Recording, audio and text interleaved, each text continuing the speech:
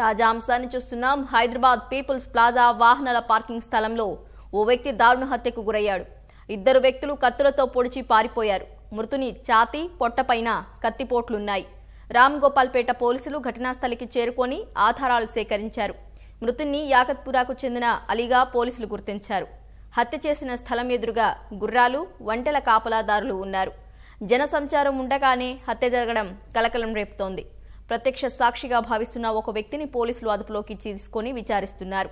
మృతదేహాన్ని శవ పరీక్ష కోసం సికింద్రాబాద్ గాంధీ ఆసుపత్రికి తరలించారు.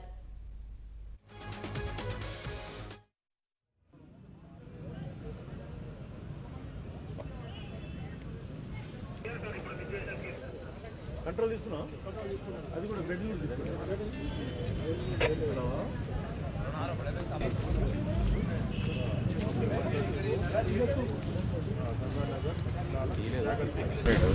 ఫైన్ కూడా కట్టినట్టు బాబు. అది కన్విక్షన్ అయింది, 6 months కన్విక్షన్.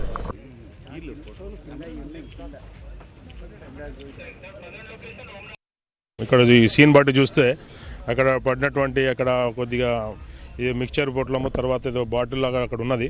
వాళ్ళు ఏదో తాగి మాట్లాడుకున్నారు. మళ్ళీ సడన్గా అక్కడ ఏమైందో ముగ్గురులో ఆ ఇద్దరు కలిసి పొడవడము, తర్వాత గొంతు కోసి ఇక్కడ నుంచి వాళ్ళు అబ్స్కాండ్ అయిపోయినారు. అతని జేబులో చిట్టి ఉన్నది పంజాగుట్ట, తర్వాత షాయినాథ్ గంజ్ అని రాహతలి అని ఉన్నది. దాన్ని వెరిఫై చేస్తున్నాం. అక్కడ అతను క్రిమినలా కాదా, పోలీస్ స్టేషన్ నుంచి పోయిండా లేదా అని చెప్పేసి వెరిఫై చేసుకున్న తర్వాత మీకు కేసు దర్యాప్తు చేసిన తర్వాత మీకు